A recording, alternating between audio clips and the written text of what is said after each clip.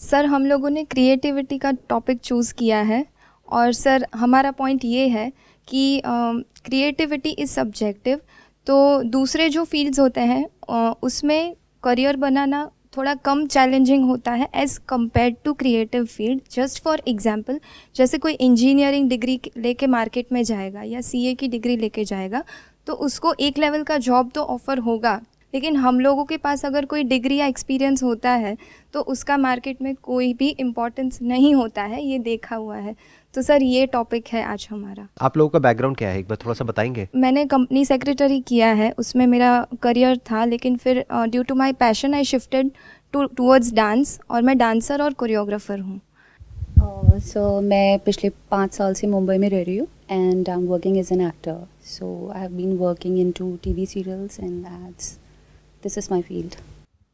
Sir मैं as a music producer अभी work कर रहा हूँ. मेरा मेन पैशन म्यूज़िक है. Like I want to be a singer song writer. तो अभी मैं अपना खुद का एक होम स्टूडियो है मेरा, उसमें से लाइक इंडिविजुअल प्रोजेक्ट्स जो इंडिपेंडेंट आर्टिस्ट होते हैं उनके साथ काम कर रहा हूँ. What is the purpose of art? What is creativity? कुछ नया हो जो आज से पहले कभी किसी ने एक्सपीरियंस ना किया हो, और वैसा आप उनको एक्सपीरियंस अगर दे पाओ अपनी एक्टिंग के थ्रू या डांसिंग के थ्रू या सिंगिंग के थ्रू या म्यूजिक के थ्रू, तब आप कह सकते हो कि आप एक्चुअल में कुछ क्रिएटिव कर रहे हो. पहले के टाइम में आप एक्सेस नहीं कर सकते थे और तरह तरह की जो आर्ट फॉर्म्स है उसको, बट आज आप यहीं बैठे बैठे किसी भी तरह की किसी भी आर्ट फॉर्म को एक्सेस कर सकते हो कुछ सेकंड्स के अंदर अंदर. जैसे साउथ कोरियन मूवीज हैं, आई एम नॉट श्योर आप देखते हो नहीं देखते हो, बट बड़ी कमाल की हैं कुछ मूवीज. जैसे पैरासाइट मूवी देखी आप लोगों ने? तो ध्यान से समझो, what is art, what is creativity? It's about creating magic. Magic मतलब क्या? कुछ ऐसा जो कि अनएक्सपेक्टेड हो, कुछ ऐसा जो मेस्मराइजिंग हो, कुछ ऐसा जो कैप्टिवेटिंग हो, कुछ ऐसा जो हमारी अटेंशन को ग्रैब कर ले, जो देखने वालों के माइंड में एक ऐसी इल्यूजन क्रिएट करे कि ये मैं पहली बार ऐसा कुछ देख रहा हूं. जैसे अभी एक श्रीलंकन कोई एक सॉन्ग है, वो बहुत वायरल हुआ है. कैसा है वो सॉन्ग? सर लूप पे सुनने का मन करता है बार बार उस सॉन्ग को. तो ऐसा क्यों है? सर वही तो, वो डिफाइन नहीं कर सकते, बट हाँ ये there is magic in that. बोल के नहीं रहे? हाँ हाँ हाँ सर, है या नहीं है उसके अंदर मैजिक? बार बार लूप. लूप पे सुनने का मन करता है. हाँ हाँ हाँ. तो मैजिक क्या होता है? कुछ ऐसा जो फ्रेश हो, कुछ नया हो, और हो सकता है वो नया हमारे लिए है बट उनके लिए नहीं है, या फिर कुछ कॉम्बिनेशन है उसमें. अगर साउंड को आप ध्यान से सुनोगे तो उसमें बेसिकली वेस्टर्न का और जो क्लासिकल है उसका एक ऐसा फ्यूजन है जो बड़ा कमाल का लगता है सुनने में. उसकी लिरिक्स हमको समझ नहीं आती but we can feel it. तो क्या ऐसा कुछ आप कर सकते हो अपनी आर्ट में, या फिर बस किसी को देख रहे हो और कॉपी कर रहे हो? अगर कॉपी कर रहे हो तो that is not creativity, that is not art, that is imitation. वो तो बंदर भी करते हैं, और इंसान बाय नेचर बाय डिफॉल्ट ऐसा ही है. तो उसको ट्रांसेंड करने के लिए पहले आपको अंदर से पूरी तरह से खाली होना होगा, साइलेंट होना होगा. जैसे आप म्यूजिक बनाते हो तो म्यूजिक कहां से पैदा होता है? म्यूजिक कहां होता है? क्या म्यूजिक साउंड में है या साइलेंस में है? साइलेंस में sir. Why are you saying that? Sir क्योंकि अगर रेगुलर साइलेंस नहीं रहेगा तो कुछ भी बजता रहे, कोई मतलब नहीं रहेगा उसका. बिना साइलेंस के कैसा भी म्यूजिक हो, कोई भी म्यूजिक हो, वो क्या है? शोर हो गया ना. तो बीच में जो गैप्स हैं वो जरूरी है ना. जो रियल म्यूजिक है वो उस गैप में है. तो रियल जो आर्ट है, जो मैजिक है, वो गैप में है. जैसे आप एक्टिंग करते हो तो एक्टिंग में जो पॉजेज हैं उसका बहुत बड़ा एक रोल है. पब्लिक स्पीकिंग में भी इसका बहुत बड़ा रोल है. अब मैं बोल रहा हूं एक सेशन में, यहां पर लोग बैठे हैं, मानो हजारों लोग बैठे हैं. यहां पर तो हजारों नहीं आएंगे बट किसी स्टेडियम में कर रहा हूं, वहां पे हजारों लोग बैठे हैं. एकदम से मैं बोल रहा हूं बहुत ही स्पीड से और फिर एकदम से चुप हो गया. अब सबकी अटेंशन आ गई. अब दोबारा से मैंने कुछ बोला. ऐसी तो म्यूजिक में होता है, ऐसी तो आर्ट में होता है, मैजिक में भी तो यही होता है. तो this is what art is. पहले हमको आर्ट को समझना है, आर्ट को पहले अच्छे से डिफाइन करना है. Is there magic in your art? If there is, then definitely you are in for something big. May not be in the short term but in the long term definitely. But अगर उसमें magic नहीं है तो imitation के base पे आप पैसा तो कमा सकते हो, अपना पेट तो भर सकते हो, काम मिल जाएगा। बहुत सारे ऐसे सॉन्ग्स हैं जो सुपर हिट है, उनको आप सुनोगे बाहर तो एज इट इज कॉपी है, मतलब इतनी सी भी बुद्धि अपनी नहीं लगाई गई है, बट बिकता है। तो क्या आपको एक ऐसा आर्टिस्ट बनना है जो बहुत पैसा कमाए, ये एक ऐसा आर्टिस्ट बनना है जो मैजिक क्रिएट करे, जो एक ऐसी छाप छोड़ जाए लोगों के दिल पे और दिमाग पर जो आसानी से ना हटे? अपने आप से ऐसे क्वेश्चंस पूछो, फिर उसके बाद में ये देखेंगे कि वो कैसे होता है। सर मुझे ये पूछना था कि ये एक हमारा एक साइड है जो जैसे आपने बोला, आर्ट क्रिएशन जो होता है ओरिजिनल हमारा जो हमें करना है वो, और जो हम क्रिएट करते हैं समथिंग न्यू। तो सर अभी क्या जैसे आर्ट तो क्रिएट करेंगे लेकिन हमें सर्वाइव भी तो करना है मार्केट में। जैसे मेरा स्टूडियो, इनका है, इनको भी लाइक ऑडियंस हमें देखती है तो हम है, वरना हम है ही नहीं। तो सर प्रॉब्लम ये होता है कि जो ऑडियंस को अभी हम लोग एड्रेस, इस लेवल पे जिस ऑडियंस को एड्रेस कर रहे हैं ना, उनको कुछ डिफ्रेंसिएशन नहीं दिखता है, बिकॉज मतलब नॉलेज ही नहीं है लोगों को। तो डिफ्रेंसिएशन कैसे दिखेगा कि ये कुछ अलग है और ये कुछ अलग है? तो जो ज़्यादा मार्केट करते हैं अपने स्टूडियो को, वॉट एवर, अपने बिजनेस को, तो वो ज़्यादा चल जाते हैं, और जो एक्चुअली में कुछ नया देने का ट्राई करते हैं तो वो फिर लोगों को लेना नहीं है। ये एक प्रॉब्लम होता है, इसकी वजह से सर्वाइवल इश्यूज़ होते हैं फिर। तो सर इस चीज़ को फिर हम कैसे मैनेज करें? ये हमारी गलतफहमी है कि लोगों को कुछ नया नहीं चाहिए। इनफैक्ट लोगों को नया चाहिए। अगर आप आज की डेट में बॉलीवुड में भी ध्यान से देखेंगे, जिस तरह की मूवीज़ आ रही हैं, जिस तरह की मूवीज़ चल रही हैं, वो टाइम गया जब उनको एक ही तरह की एक्टिंग, एक ही एक्टर से बार बार हर मूवी में सेम वही स्टोरी लाइन, सेम वही सब कुछ चाहिए होता था। आज जो सो कॉल्ड सुपरस्टार्स हैं, उनकी भी मूवीज़ एक के बाद एक फ्लॉप हो रही हैं। क्यों हो रही है? क्योंकि लोग पक गए हैं और लोगों का दिमाग खुल गया है। जो OTT प्लेटफॉर्म्स है, इसकी वजह से क्या हुआ है कि अब हम लोग हर तरह का सिनेमा देख पा रहे हैं, तो हमारी एक्सपेक्टेशंस बढ़ गई हैं। पहले क्या था? पहले किसी ने कुछ देखा ही नहीं था, तो जो मर्जी दिखा दो वो अच्छा है, घटिया भी अच्छा है। बट अब अच्छे में और घटिया में फर्क समझ आता है लोगों को। तो ये मत समझो कि लोग समझ नहीं पाएंगे, क्योंकि यहां तो समझ आ जाता है, एक्सप्रेस नहीं कर पाएंगे बट समझ जाएंगे। तो अगर अभी तक हम कनेक्ट नहीं कर पा रहे हैं, तो इसका मतलब अभी तक हमारी जो आर्ट है वो हमें लग रहा है कि रियल है, ओरिजिनल है, वो कुछ क्रिएटिव है, बट उसमें मैजिक नहीं है। एक है कुछ नया होना, एक है उस नए में मैजिक होना। और ये जो मैजिक है ये पुराने में भी हो सकता है, जरूरी नहीं है कि नया ही हो। जैसे अगर फैशन डिजाइनिंग की बात करी जाए, अगेन आर्ट को अगर हम ब्रॉड कर दें, सिर्फ सिंगिंग, डांसिंग और ये एक्टिंग यहीं तक ना रहे, थोड़ा और ब्रॉड करें, स्टाइलिंग को भी इसमें इंक्लूड कर दें, फैशन डिजाइनिंग को भी इंक्लूड कर दें, तो मैजिक का मतलब क्या? कि कुछ ऐसा जो लोग देखें और उनको ये लगे कि ये तो मैं पहली बार देख रहा हूं, जबकि पहली बार एक्चुअल में कुछ नहीं होता इस दुनिया में।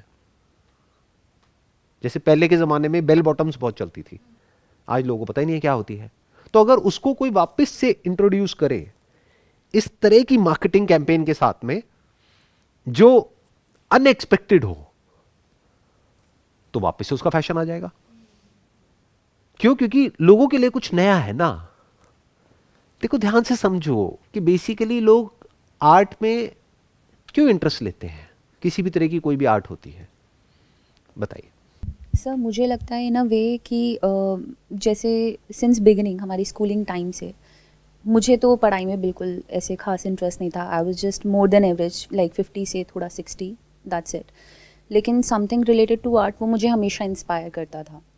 तो आई थिंक समवेयर वो सिंस बिगिनिंग होता है वो इंटरेस्ट, बट हम कुछ ऐसा एक्सटर्नली देखते हैं तब हम उससे इंस्पायर हो जाते हैं, वो एक किक मिलता है हमें। लेकिन मुझे लगता है कि एज शी सेड कि लोग देखना चाहते हैं रिपीटेड चीज़ें जो बहुत ज़्यादा कमर्शलाइज्ड है या जिसमें ज़्यादा मिर्च मसाला है। लोग ज़्यादा उस तरफ इंक्लाइंड हैं। जैसे आपकी वीडियोस भी हो गई, आपकी वीडियो ज़्यादा व्यूज़ नहीं आते हैं, लेकिन अच्छा मुझे लगा आप मेरा मजाक उड़ा रहे हैं। आप ये कह रहे हो जैसे आपकी वीडियोस भी हो गई, मतलब जिसमें बहुत मिर्च मसाला है, इस वजह से लोग देखते हैं, नहीं, इस वजह से आप पॉपुलर हो। नहीं तो so वैसे good. कंटेंट तो घटिया है। No sir, it's just so good कि ज़्यादातर लोग नहीं देखते हैं क्योंकि नहीं अब ज़्यादा ऐसा क्यों लगता है आपको कि ज़्यादातर लोग नहीं देखते मेरी वीडियोस? क्योंकि सर जो फालतू के गाने होते हैं जो आजकल कोई भी बना रहा है उस पे इतने मिलियन व्यूज़ चले जाते हैं, मैं खुद शॉक्ड हो जाती हूँ कि क्या ही चल रहा है ये। मुझे ये समझ नहीं आता कि आपकी वीडियोस लोग देखते क्यों नहीं हैं, like people really need it, क्योंकि जो हमारा यूथ, हमारी जो जनरेशन है, उनको इस तरीके से एजुकेटेड होना बहुत ज़्यादा ज़रूरी है। ध्यान से समझना, एक है कि आप अपने स्टैंड पॉइंट से कह रहे हो कि ऑडियंस को ये देखना चाहिए, यानी मेरे सेशंस देखने चाहिए, या इस तरह की आर्ट फॉर्म है जो बहुत ही बढ़िया है, बहुत ओरिजिनल है, बहुत क्रिएटिव है, ये देखनी चाहिए। एक है जो वो देखती है, दोनों में बड़ा फर्क है। मेरे जो सेशंस हैं वो देखने के लिए एक टेस्ट भी तो होना चाहिए ना, वो टेस्ट तो बहुत कम लोगों के अंदर है। या ये कह लो कि अगर एक अच्छी आर्ट है जो एक्चुअल में अच्छी है, एक कमाल की पेंटिंग है, तो उसको समझने वाले लोग ही कितने हैं, उसको अप्रिशिएट करने वाले जो एक्चुअल में आर्ट लवर्स हैं, जो आर्ट को समझते हैं, बहुत कम। बाकी तो देख करके निकल जाएंगे। तो पहले आपको यह डिफाइन करना होगा कि आपकी आर्ट है किसके लिए। हम कभी ये नहीं करते हैं, हम सब कुछ करने की कोशिश करते हैं और इस खिचड़ी में खो जाते हैं। पहले आपको समझना होगा कि जो आप कर रहे हो वो किसके लिए कर रहे हो। दो तरह की ऑडियंस होती है पूरी दुनिया में, सिर्फ यहां पर नहीं, पूरी दुनिया में। एक है जिसको एस्केप चाहिए, escape from their monotonous, boring, repetitive life, day to day life, same routine every single day. वही सुबह 8 बजे उठे, 9 बजे तक तैयार हुए, 10 बजे तक ऑफिस पहुंचे, उसी डेस्क पे, उसी तरह के लोग आसपास में, उसी तरह की बातें, वही काम, और 6 बजने का वेट कर रहे हैं। जैसे ही 6 बजे फटाफट से निकले, भागे, उसी सेम तरह की कन्वेंस में बैठ करके, सेम तरह के रूट से, सेम तरह के रूटीन में, सेम घर में, सेम लोगों के पास में, वहीं जाकर के बैठ गए और वही सेम सब कुछ देख रहे हैं टीवी में। सब कुछ सेम है, कुछ भी अलग नहीं है। तो दे वांट एन एस्केप। उस एस्केप में कुछ देर के लिए कुछ ऐसा हो कि वो अपना सब कुछ भूल जाए, वो भूल जाए कि उनकी लाइफ एक्चुअल में कितनी बेकार है, और वो एक अलग दुनिया में पहुंच जाए जहां पर उनको या तो उनकी भी लाइफ से बेकार एक लाइफ देखने को मिले कि कम से कम मेरी बीवी का अफेयर तो नहीं है ना किसी के साथ में, वहां पर तो उस बीवी के 4 अफेयर हैं और 8 बच्चे हैं। ऐसे ही तो हो रहा है आजकल सीरियल्स में। मैं देखता नहीं हूं बट मैंने सुना है कि कुछ ऐसे ही हो रहा है। मैं सही कह रहा हूं, गलत कह रहा हूं? कुछ भी हो रहा है, कुछ भी हो रहा है, मतलब कुछ भी, कहीं का भी कुछ भी, कोई पैदा हो जाता है, कोई मर जाता है, कोई पुनर्जन्म हो जाता है, फिर वो आकर के मिल जाते हैं, अलग हो जाते हैं, व्हाटएवर। तो हो क्या रहा है, इमेजिनेशन की एक ऐसी दुनिया है जहां पर जा करके या तो उनको रुलाया जाता है कि आए आए बेचारी के साथ देखो कितना बुरा हो रहा है, और लोगों को अच्छा लगता है। क्यों? क्योंकि उनके दबे हुए इमोशंस निकल रहे हैं, रिलीज हो रहे हैं। तो वो इमेजिनरी एक ऐसे वर्ल्ड में जा करके अच्छा फील कर रहे हैं, हल्के हो रहे हैं, या तो रो करके या हंस करके हल्के हो रहे हैं, या फिर एक्सट्रीम में कुछ बुरा देख रहे हैं या एक्सट्रीम में ही कुछ अच्छा देख रहे हैं। एक आइडल वर्ल्ड, एक सुंदर दुनिया जो रियल लाइफ से बिल्कुल अलग है। और आप जो दिखाते हो रियलिटी दिखाते हो जो लोगों तो वो रियलिटी तो किसी को देखनी नहीं है ना, क्योंकि रियलिटी से ही तो पक गए हैं लोग। रियलिटी तो वो देखेगा जिसकी रियल लाइफ में एक्चुअल में कुछ ढंग का होगा, वो एक्सप्लोर करेगा कि देखता हूं और रियलिटी में क्या क्या है। जो रियलिटी से पक गया है, अब वो और रियलिटी देख करके क्या करेगा, वो मेरे सेशंस देख करके क्या करेगा, वो तो और इरिटेट हो जाएगा। वो कहेगा बस करो, पहले ही मेरी जिंदगी झंड है, आप क्यों और मेरे को ये सब कर रहे हो, मैं जैसा हूं वैसा ठीक हूं। आपके सेशंस देख के सर लाइफ में कुछ करना है ऐसा फील आता है, तो उसके लिए एफर्ट्स डालने पड़ते हैं। एग्जैक्टली। और ऐसे लोग जो अपनी इमेजिनरी दुनिया में जीना चाहते हैं, यानी जो एस्केप करना चाहते हैं, तो उनके लिए मेरे सेशंस अच्छे नहीं है एक्चुअल में, वो बड़े खतरनाक है, क्योंकि वो अंदर तक हिल जाएंगे। उनकी इमेजिनरी दुनिया में वो बहुत खुश है, एक्चुअल में उनकी लाइफ बहुत बोरिंग है, बिल्कुल बेकार है। और ये जो टीवी में देख रहे हैं या मोबाइल पे कंटेंट कंज्यूम कर रहे हैं या जो भी कर रहे हैं, वो भाग रहे हैं, या फिर रोज रात को 1-2 लगाए लवली लवली और मजे से अपना सेट हो गए और कह रहे हैं हाँ बढ़िया है, और इधर उधर की बुराइयां कर दी पूरी दुनिया की, यहाँ ये बेकार है, वो बेकार है, वो बेकार है, बेकार है। अरे मैं तो ये सब छोड़ छाड़ के वहां जा रहा हूँ, उस कंट्री में जा रहा हूँ, मैं तो कनाडा जा रहा हूँ, ऑस्ट्रेलिया जा रहा हूँ। ये 2 नाम सुनने को मिलते हैं लोगों से। ठीक कह रहा हूँ मैं, गलत कह रहा हूँ? उन्होंने कभी नहीं जाना है, बस बोल रहे हैं, तो अपनी एक अलग ही दुनिया में है, अलग ही उनकी एक ट्रिप चल रही है। तो they don't want to understand the reality, because their reality is very boring. Reality actual में इंटरेस्टिंग है अगर आप रियलिटी को एक्चुअल में समझो तो, बट अगर किसी को रियलिटी समझ नहीं आती है तो उसके लिए और कोई ऑप्शन नहीं है, वो सपनों की दुनिया में ही कैद रहेगा या रहेगी। या तो वो आंखें खोल करके टीवी में सपने देखेंगे, या फिर सो गए हैं और रात को भी सपने चल रहे हैं, तो वो अपनी एक सपनों की दुनिया में रहेंगे। मैं ये सब बोल तो रहा हूँ बट इसमें कोई बुराई नहीं है, क्योंकि ये भी ज़रूरी है। बिल्कुल ऐसा है कि बहुत सारे पेशेंट्स ऐसे होते हैं जो कहते हैं कि भाई डॉक्टर साहब फालतू की बातें ना करो, आप सीधा बताओ कि मेरे को यहाँ पे दर्द हो रहा है, मेरे सर में दर्द हो रहा है, मेरे को गोली दो सर दर्द की। ऐसी बातें मत करो कि सर दर्द और बढ़ जाए, क्योंकि अगर सर दर्द के कॉज तक जाना है तब तो एक बार को सर दर्द बढ़ेगा। वो उनको नहीं चाहिए ना, उनको पेन किलर चाहिए। तो ये आर्ट क्या हो गई? Pain killer, short term relief, escapism. जो एक्चुअल में अच्छी आर्ट है उसको अप्रिशिएट करने वाले लोग ही बहुत कम है। तो आपको देखना है कि आपको किसको केटर करना है। कम है इसका मतलब ये नहीं कि वहां पैसा कम है, हो सकता है उस आर्ट को अप्रिशिएट करने वाले लोग बहुत कम हो लेकिन वहां पैसा बहुत ज्यादा हो। देखना, ध्यान से समझना, एक पेंटर है, उसके पास में दो ऑप्शंस है। या तो ऐसी पेंटिंग बनाए जो हर घर में लग जाए। हर घर में क्या चाहिए? वही पेंटिंग जो हम सब बचपन में बनाते थे। क्या बनाते थे, याद है? एक ये पेपर है, यहां से नदी आ रही है जो छोटी है और यहां आकर के बड़ी हो जाती है। यहां पर एक हट होती है, यहां पर एक पेड़ होता है, यहां पर पहाड़ होते हैं, यहां पर एक सन निकल रहा होता है और यहां पर एक हट होती है। हाँ सर, एग्जैक्टली यही होता है ना। हाँ, तो अगर एग्जैक्टली इसी टाइप की या इससे मिलती जुलती कोई आप पेंटिंग बनाओगे तो उसके बिकने के चांसेस बहुत ज्यादा है, क्योंकि वो फेमिलियर है। और जो फेमिलियर होता चला जाता है वो हमें पसंद आता चला जाता है।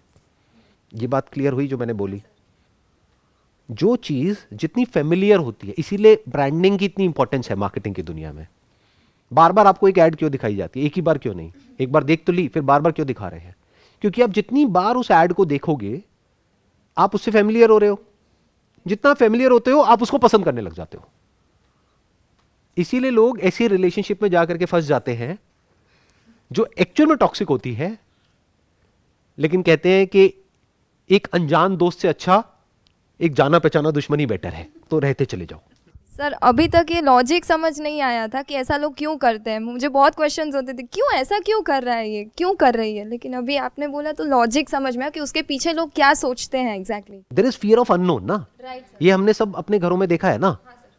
कि माँ बाप के डायलॉग सुने होंगे कि भाई मैं तो कब का छोड़ देती इस आदमी को, वो तो तेरी वजह से तू पैदा हो गई ना, तू पैदा हो गया, इस वजह से मैं रहे चले जा रही हूं, तुम्हारी वजह से मैंने देखो कितने सैक्रिफाइसेस दिए तुम्हारे लिए। और तुम ये डांस क्या होता है?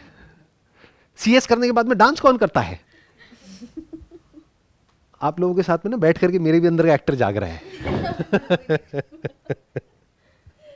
गया था मैं स्ट्रगल करने, धक्के खा करके वापस आ गया। मुंबई भी गया था, यहाँ दिल्ली में भी बड़े धक्के खाए, कुछ करी भी थी मैंने अनाप शनाप वीडियोस, लेकिन वो फनी है, बच्चे देख देख करके हंसते रहते हैं। इसीलिए तो हम रिलेट कर पाते हैं ना कि आप भी ये यहाँ से पास हुए थे तो हम भी होंगे। तो वो आपको हेल्प हो रही है। और प्लस मेरा मोटिव क्या है कि वो लोग जो एक्चुअल में लाइफ को बहुत डीपली समझना चाहते हैं, जो बिलीफ्स में नहीं जीना चाहते हैं, जो एस्केपिस्ट नहीं है, जो अपनी इमेजिनरी दुनिया में नहीं जीना चाहते हैं, अपनी फेरी टेल दुनिया में, जो रियलिटी को समझना चाहते हैं कि एक्चुअल में दुनिया क्या है, जिंदगी क्या है, मौत क्या है, ये क्या है, वो क्या है, वो सब कुछ जानना चाहते हैं। क्योंकि मैंने एक्सप्लोर किया है एक एक चीज को बहुत ही बारीकी से। तो वो लोग जो ऐसा कुछ एक्सप्लोर कर रहे हैं या करने वाले हैं फ्यूचर में, तो उनके लिए एक रास्ता खुल गया है मेरी वीडियोस के थ्रू। अब आर्ट किस लिए होती है? आर्ट के 3 लेवल्स हैं। एक है मासेस के लिए, वहां पर पैसा है नो डाउट, बट सेटिस्फैक्शन नहीं है एक आर्टिस्ट के अंदर। क्योंकि एक आर्टिस्ट को क्या चाहिए, अगर कोई एक्चुअल में आर्टिस्ट है तो, अगर वो सिर्फ ये है कि मुझे पैसा देते रहो और बताते रहो क्या करना है, तो वो आर्टिस्ट नहीं है। तो बेसिकली क्या है, कठपुतली है। हाँ, मेरे को नचाते रहो, बस पैसे मिल जाने चाहिए टाइम पे, पैसे पूरे दे दो, जो कहोगे मैं करने को तैयार हूँ।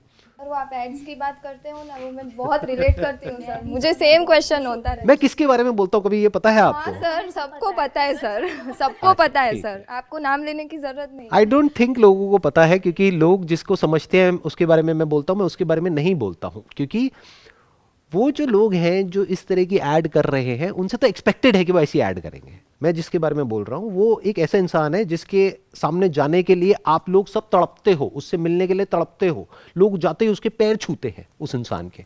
मैं उनकी बात करता हूँ क्योंकि मेरे को वो देख करके अजीब लगता है। इंडियन एक्टिंग फील्ड का जो आइडल है वो ऐसा कुछ कर रहा है, तो मुझे प्रॉब्लम होती है। और लोग इसको मजाक में लेते हैं। लोगों के आप जा करके कमेंट्स देखो, वहां पे नीचे क्या आ रहे होते हैं, इमोजीज हैं, हंस रहे हैं। अरे बेवकूफो, हंस क्यों रहे हो? ये हंसने वाली बात नहीं है। ये दिखा रहा है कि सोसाइटी कितने बुरे तरीके से करप्ट है। क्योंकि बाकी के जो एक्टर्स हैं, जैसे आप हो, अब आप एक्टिंग कर रहे हो, आप किसको फॉलो करोगे? किसी अपने से नीचे वाले को तो करोगे नहीं। जो इंडस्ट्री में टॉप पे उसी को तो करोगे। तो उनसे ऊपर कौन है? कोई भी नहीं। आपको फॉलो करती हूँ। मेरे को तो छोड़ ही दो। मेरे को फॉलो करोगे तो भूखे मर जाओगे। उनको फॉलो करो, इलायची बेचो और खूब पैसे कमाओ। एनी हाउ, कोई भी आर्ट फॉर्म है, वहां पे जो मासेस की साइकी है, वो मैंने आपको बता दिया एक वर्ड में, वो क्या है? They want escapism. कि मैं एक्चुअल में अपने बॉस को मुक्का नहीं मार सकता हूं, बहुत मेरा टॉर्चर करता है सुबह से रात तक, लेकिन फिल्म में वो जो मेरा हीरो है, यानी कि मैं हूं, मैंने मुक्का मारा और 20 लोग इधर उधर उड़ गए। जबकि मुक्के से कौन उड़ता है? मुझे बताओ, एक्चुअल में कभी आपने मुक्का मारा है किसी को? हाँ सर, मारा है। मारा है? उड़ा वो? नहीं, कोई नहीं उड़ा। आपने मुक्का खाया है? हाँ। उड़े आप? नहीं। तो उड़ते कैसे हैं फिल्म में मुक्के से? कभी पूछो अपने आप से, मतलब ये ऐसे क्वेश्चंस पूछो। जब मुक्का पड़ता है या हम किसी को मुक्का मारते हैं, तो अगर ज्यादा तेज मारते हैं तो हमारे खुद के दर्द हो जाता है हाथ में। देखो, बचपन में मैंने एक को मारा था, तो बचपन में, अभी नहीं, हाँ, तो मेरी ये वाली हड्डी टूटी हुई है हाथ की। तो क्या होता है मुक्का मारने से? हड्डी टूट जाती है। बट अगर ये रियलिटी दिखा दी मूवी में, तो वो कहेगा हाँ ये तो बोरिंग है, मजा नहीं आ रहा। या जो एक्चुअल में उसकी लाइफ है वही दिखा दी, वही रूटीन गोल गोल गोल गोल घूम रहा है, और फिर हमने टाइम लैप्स में दिखाया कि 10 साल हो गए, 20 साल हो गए, 30 साल हो गए, और उसके बाल सफेद हो गए, अभी भी वही कर रहा है। ये सब उसको नहीं देखना है। उसको क्या देखना है?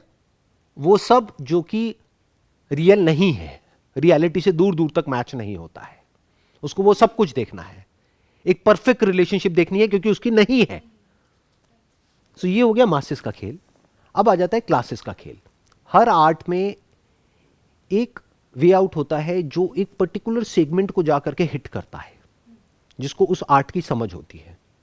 क्यों कुछ ऐसी आर्ट दुनिया के आगे नहीं लेकर के आ सकते जो आज से पहले किसी ने ना देखी हो, जिसमें एक्चुअल में मैजिक हो, जिसको करने में आपको भी अच्छा लगे और देखने वाले भी मेस्मराइज हो जाए।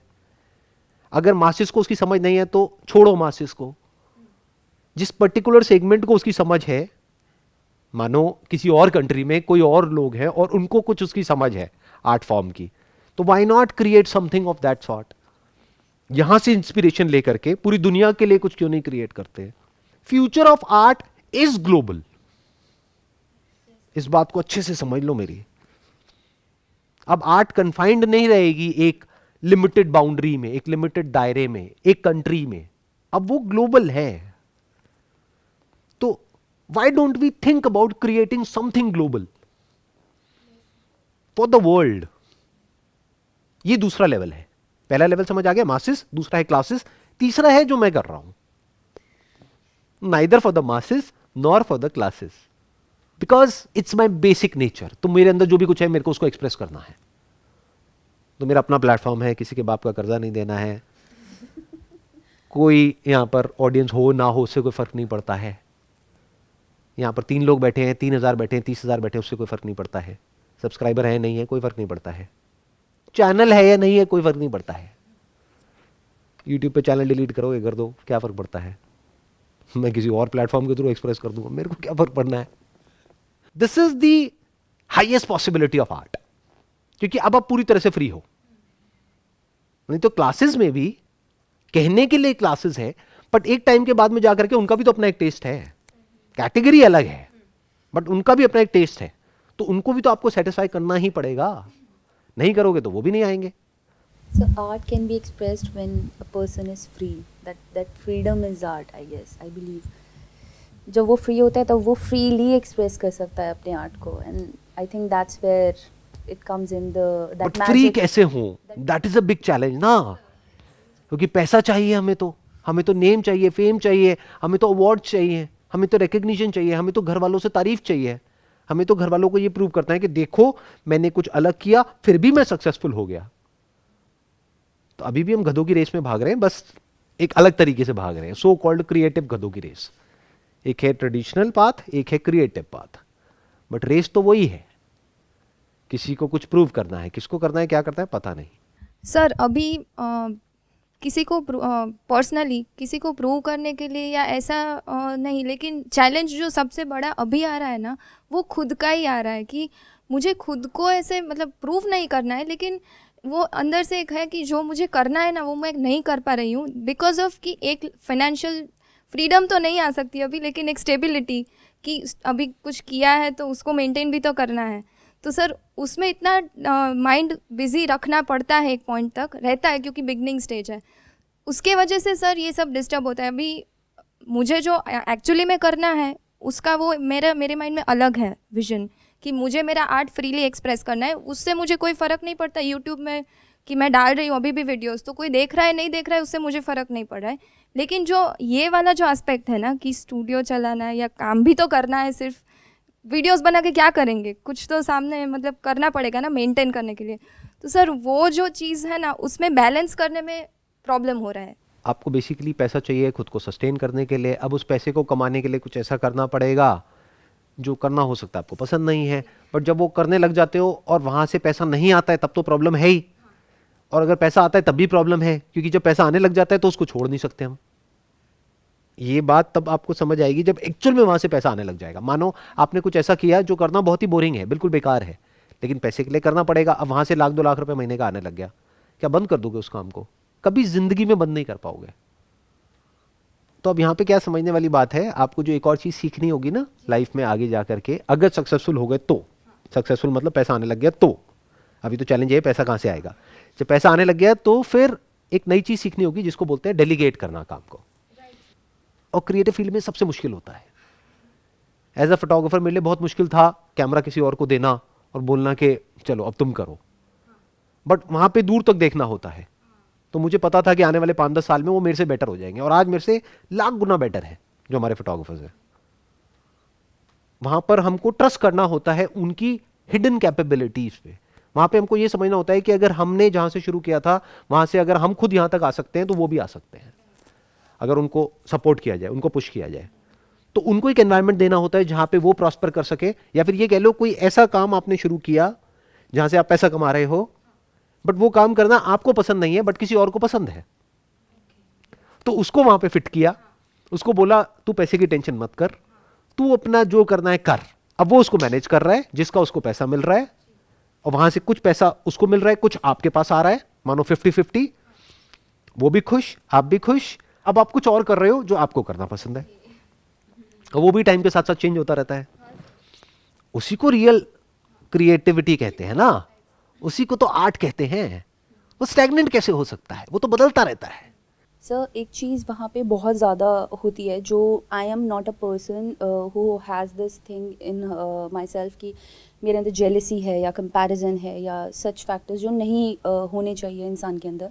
But when you go there somewhere it's very competitive कि वो नेचुरली आपके अंदर आ जाता है। इट्स एंड मुझे वो चीज़ अच्छी ही नहीं लगी about myself. Like I stop liking myself only कि I am not this, and I became uncomfortable in my own skin कि how I'm behaving, like why I'm feeling jealous of this person, yeah. But वो naturally आपको वैसा आपका mindset बन जाता है somewhere, क्योंकि competition उस level का है कि you can not resist that, अब वो हो जाता है। So I think वो बहुत गलत है, जो नहीं होना चाहिए।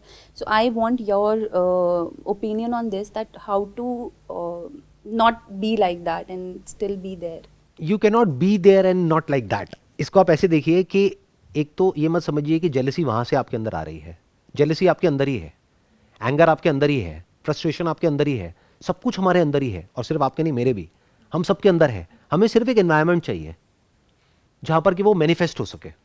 इसको ध्यान से समझना, दुनिया की अच्छी से अच्छी क्वालिटीज जो मॉरल साइंस की बुक्स में आपने पढ़ी है वो भी आपके अंदर है, और बुरी से बुरी जो क्वालिटीज होती है वो भी आपके अंदर है। तो सोल्यूशन इज नॉट कि ये बुरा है ये अच्छा है। अच्छा बुरा क्या होता है वो तो हम ठप्पा लगा रहे हैं। किसने कहा आपको जेलसी बुरी होती है? किसने कहा एंगर बुरा होता है? अरे इस कॉम्पिटिटिव वर्ल्ड में आगे कैसे बढ़ोगे बिना जेलसी के, बिना एंगर के? सक्सेस के साथ में फेलियर जुड़ा हुआ है, और जो फेल होता है उसके अंदर जेलसी है उसके लिए जो कि सक्सेसफुल हुआ है। तो स्ट्रक्चर ही ऐसा है इस पूरी की पूरी सोसाइटी का। इसमें बचोगे कैसे? तो जब तक आप उस रेस में हो, जब तक उस जगह पर हो, तब तक ये सब फैक्टर्स आपके अंदर आने ही आने हैं। अब अगर मेरे को भी यहां पे बिठा दिया जाए और मेरे साथ में 4 लोग बैठ जाएं, उसके लिए भी हमको पैसे मिले और कोई आकर के जज करे कि इन चारों में से जो सबसे अच्छा हंसाएगा, यहां पर 3 लोग आप बैठे हो, आप तो हमारे माई बाप हो गए, हम चारों के। हम 4 कौन हैं? हम 4 मोटिवेशनल स्पीकर्स हैं। अब हम चारों आपको हंसाने की कोशिश करेंगे, कॉमेडियन का मोटिवेशनल स्पीकर, या मोटिवेट करने की कोशिश करेंगे। अब जिसको सुन करके आप चीखने लग जाओगे, पागल हो जाओगे, आपके गूज़बम्स आएंगे, राइट, या हंसोगे, तो फिर हमको मार्क्स मिलेंगे, हमको नंबर मिलेंगे, हम चारों को जज किया जाएगा। कौन जज कर रहा है? आप लोग कर रहे हो। आप कौन हो? ऑडियंस हो। और जो हमारे ऊपर हमारा माई बाप बैठा है, यानी कि प्रोड्यूसर, वो हम चारों को रैंकिंग देगा कि तेरा नंबर 1 है, तेरा 2 है, तेरा 3 है, तेरा 4 है। और 4 वाले को बोला जाएगा अगर अब तूने परफॉर्म नहीं किया तो तेरे को निकाल देंगे। और इस चौथे पे बेचारे में प्रेशर आएगा, यार मैं हंसाऊं या मोटिवेट करूं? वो कहेगा दोनों कर, तेरे को हंसाना भी और मोटिवेट भी करना, दोनों काम साथ में होने चाहिए। एक तरफ से गूज़बम्स आने चाहिए, एक तरफ से सामने वाला हंसना भी चाहिए। आप कहोगे दोनों काम कैसे हो सकते हैं? हमें नहीं पता, तू करके दिखा, वो तेरी प्रॉब्लम है, नहीं करेगा तो तू बाहर है। और जो फर्स्ट आएगा उसको एक दिन का 50,000 रुपए मिलेगा, जो सेकंड आएगा उसको 10,000 रुपए मिलेगा, जो थर्ड आएगा उसको 2,000 रुपए मिलेगा, और जो फोर्थ आएगा उसको निकाल देंगे। उसके घर में अगले दिन चूल्हा नहीं जलेगा। होता भी है ऐसा, आप रिलेट कर पा रहे हो ना? हाँ, ऐसे ही होता है। रियलिटी शोज में नहीं, एक्चुअल में दुनिया में यही हो रहा है, चारों तरफ यही हो रहा है। और ये सिर्फ एक्टिंग फील्ड में नहीं हो रहा है, कंपनीज में भी हो रहा है। एक सेल्स टीम होती है, वहां पर भी यही तो हो रहा है। और क्या हो रहा है? तो बेसिकली क्या होता है कि ये जो लोग हैं वो सब प्रोग्राम्ड हो जाते हैं। तो अगर मुझे भी एक ऐसे स्ट्रक्चर में फंसा दिया जाए तो मैं भी वैसे ही बिहेव करने लग जाऊंगा जैसे बाकी सब कर रहे हैं। तो इसीलिए अगर आप ध्यान से ऑब्जर्व करेंगे मेरे एक्शंस को, सिर्फ वो नहीं जो मैं बोलता हूं, तो हर जगह मैंने अपनी वेबसाइट पे लिख करके क्या लगाया हुआ है, चाहे आप कोई भी हो, कुछ भी ऑफर लेकर के आ रहे हो, 2 करोड़ का है, 50 करोड़ का है, 100 करोड़ का है, 1000 करोड़ का है, बाहर में जाओ। आई am not interested in anything at all. क्यों? क्योंकि मुझे उस घटिया स्ट्रक्चर में जाना ही नहीं है। जाऊंगा तो क्या होगा, मेरे अंदर की जो गंदगी है वो बाहर आ जाएगी। है मेरे अंदर गंदगी, किसके अंदर नहीं है? इस गलतफहमी में मत रहना कि कभी आपके अंदर से वो सब चीजें निकल जाएंगी, सो कॉल्ड जो भी जेलसी है, एंगर है, ये है वो है। बस एक एनवायरमेंट चाहिए होता है, एक टिपिंग पॉइंट चाहिए होता है, सबके अंदर है। कोई अगर कहता है ना कि मेरे अंदर वायलेंस नहीं है, मेरे अंदर एंगर नहीं है, झूठा है, एक नंबर का मक्कार है। उसके सामने उसकी मां के बारे में उल्टा सीधा बोलो, नहीं मेरे में तो कोई एंगर नहीं है, मैं तो बिल्कुल शांत हूं, मैं तो 20 साल से मेडिटेशन कर रहा हूं, मुझे कोई फर्क नहीं पड़ता। ठीक है, उसकी मां के ऊपर हाथ उठाओ, मैं तो बिल्कुल शांत हूं, मैं तो ये अरे तू बेवकूफ है। गुस्सा आ रहा है लेकिन बाहर से ऐसे दिखा रहा है कि मेरे को गुस्सा नहीं आ रहा है। गुस्सा आएगा ही। और ज़रूरी भी है ना सर ये टाइम पे गुस्सा? तो जरूरी भी है, और हर चीज जरूरी है। इस नेचर में ऐसा क्या है जो जरूरी नहीं है? तो अगर आपका ये सवाल है कि मैं ऐसे स्ट्रक्चर में कैसे रहूं और मेरे अंदर ये सब जो है वो कैसे ना उठे, तो ये बिल्कुल ऐसा है कि आपके हाथ पे कुछ गरम गरम लगाया और आप ये पूछ रहे हो कि ये जले कैसे ना, मुझे गरम ना लगे। पोटेंशियल आपके अंदर है, बुरे से बुरे जो इमोशंस है उसका भी, और अच्छे से अच्छे जो इमोशंस है उसका भी। आपको बस एक एनवायरनमेंट मिलना चाहिए। So I think that sums up the whole conversation. जो भी हमने आज ये ब्रेनस्टॉर्मिंग करी, जो भी डिस्कशन किया, अगर उसको सबको सम अप किया जाए तो वो क्या है कि आर्ट एक्चुअल में वो है जो फ्रीली पूरी तरह से फुल फ्लो में एक्सप्रेस हो सके। इस तरह का एनवायरनमेंट क्रिएट करना जहां पर कि आपके अंदर का आर्टिस्ट पूरी तरह से बाहर आ सके, उसके लिए you need to have a great deal of intelligence and understanding. तब आप अपने लिए एक ऐसा एक स्ट्रक्चर बना सकते हो। फिर उस स्ट्रक्चर में से निकलने की समझ होनी चाहिए। फिर निकल करके अब आप एक पूरी तरह से एक ऐसे आर्टिस्ट बन सकते हो जो वन ऑफ इट्स काइंड है, जैसे दुनिया में और कोई नहीं है, जो कुछ भी कर सकता है, वो कहीं भी किसी भी रेल्म में किसी भी डायमेंशन में जा सकता है, अनएक्सपेक्टेड है। बताना बड़ा ही मुश्किल है कि अगला क्या होने वाला है वहां पर। इट्स लाइक मैजिक, उसको खुद ही नहीं पता है कि अगला क्या होने वाला है। Wish you all the very best. It was pleasure talking to all of you.